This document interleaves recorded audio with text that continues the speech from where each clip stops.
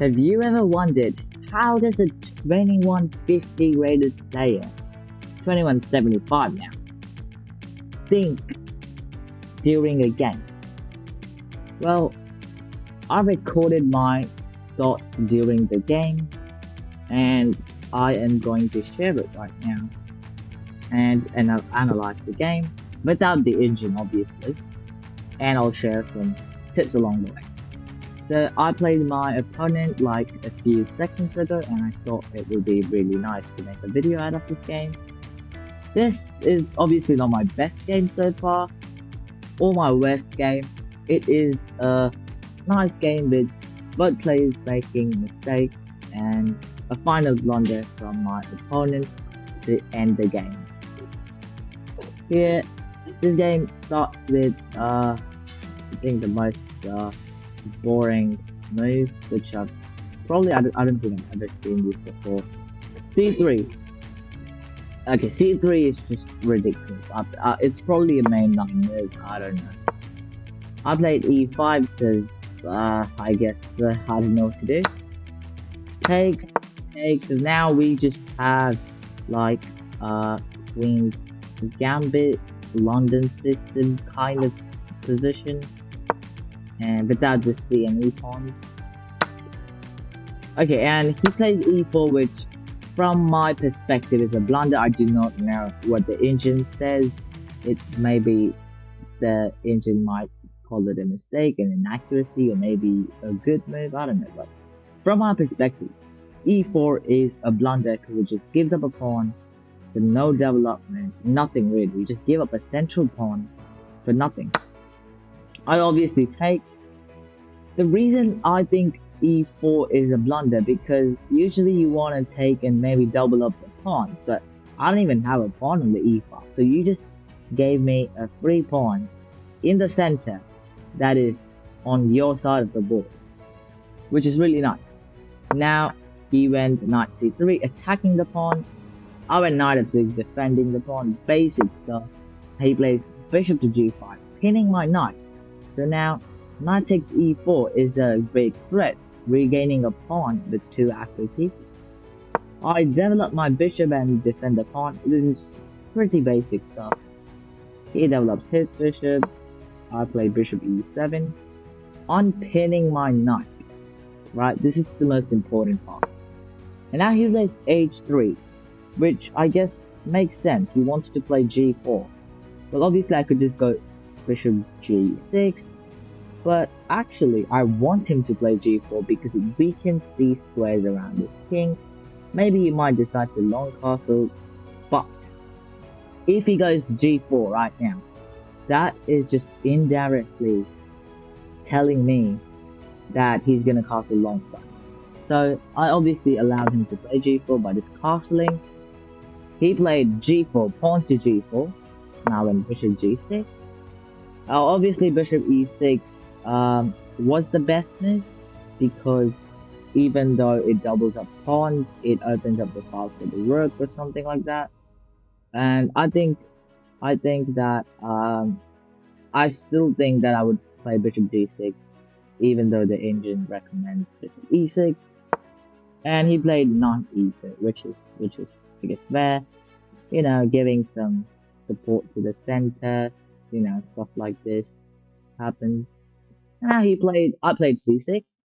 Well, I think knight c6 was a way better move, but look, he's gonna castle queen set, and I need to start my attack like right now, like literally right now.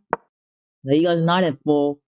He's kind of hoping for me to blunder the bishop, play h6 or something. Yeah, not happening today, buddy.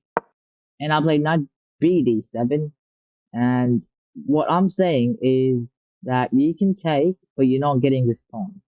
So if you didn't notice, his idea, okay, so I'm not going to spoil it for you guys.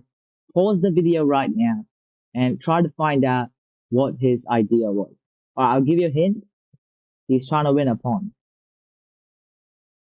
Okay, so you probably paused the video and maybe gave it a bit of thought, or maybe some geniuses out there probably just saw it straight through, and you probably figured out that his idea was knight takes g6, Pawn takes g6, bishop takes f6, bishop takes back, and then he gets this pawn on e4, which is really annoying because I want that pawn fair and square when he played e4 on like move e3 or something. Okay, and I play knight b d7. If he takes, I recapture with my knight, protecting this pawn. Now he took, and obviously I only have one move in the position. H takes g6. Now he is adding more pressure to this pawn, and here I play rook to e8. Well, for those who don't know this, this is called X-ray, where I threaten that in case he ever takes, I will win that queen, no matter what. So you can pause the video again right now, and I will explain the solution in 3, 2, 1, right now. Okay, so his idea is knight takes e4, knight takes back, and then queen takes back. So that is called tunnel vision. Maybe my opponent didn't really intend to play that in case he wants to take the pawn or something. But if you just saw that, that's called tunnel vision. That's really bad. What you should have seen instead is that after it takes, I threaten your bishop here. And let's say you take first, and then I just take back with the queen, and my knight here is defended. Okay, so this is fine for us. And obviously my opponent is also at 2100, 2200, basically. And he castle longside. So this is exactly what we are waiting for. Him to castle longside, and I immediately start my attack with b5. So I could have also played a5, yes, but when I play b5, I kind of just win an extra move because I gain tempo. And now I play a5, and now he goes for h4, trying his own counterplay. And I go a4, just full on attacking. And here I'm trying to win this knight over here. It's pretty complicated tactic. I'm not gonna fully explain it because I'm trying to finish this video pretty fast. Because yeah, I don't think my screen time I don't think your screen time should be as bad as mine. Whatever. And now we have b3. And obviously he's trying to do some stuff. I play b4, simple stuff, just attack the knight. He took the pawn, I take back, bishop take, and I take with check. Take back with check, pretty simple stuff. He is threatening the c6 pawn, but not really because, the queen's hanging if he does that. And it's a check. Now I play knight to f6, putting more pressure on the bishop. In case the bishop ever moves, my rook captures the queen, like that. And if the queen ever moves somewhere, I take the bishop. So he plays f3, the only move in the position, and I just take. This is probably not the best move, even though I spent 9 seconds on this move. I don't know why. I just thought that this is, I don't know, it was blitz, alright? You gotta give me some, cut me some slack, guys. And now my opponent blunders horribly like that. She's like queen h2. I'm like, what? Are you serious, bro? What he thought is that he's gonna play queen h2, and I'm gonna go like king f1 to prevent mate, and then he's gonna just recapture my knight, which also it just results in him losing a pawn. I do not know what he was thinking, but instead I played in between move, that is knight to c3 check. What this does is not only a fork, but importantly, it's a check to the king, meaning my knight is not being attacked anymore. And next move, I can move my king over, and my knight is pretty safe, and I'm just up a piece and a pawn. Now he plays an even. I don't even want to comment on this move. You can try to pause the video and find the only winning move. Maybe not the only one, but it's pretty easy to win this game from now on.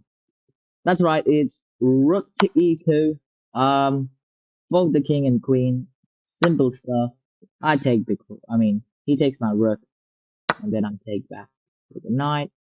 He plays rook to d3. I don't know why he played. I honestly don't have any idea. I played rook d8, and he resigned. Uh, I guess thank you for watching and like that. Oh my god, I don't know how to end the video, so just leave. Alright, thanks, bye bye.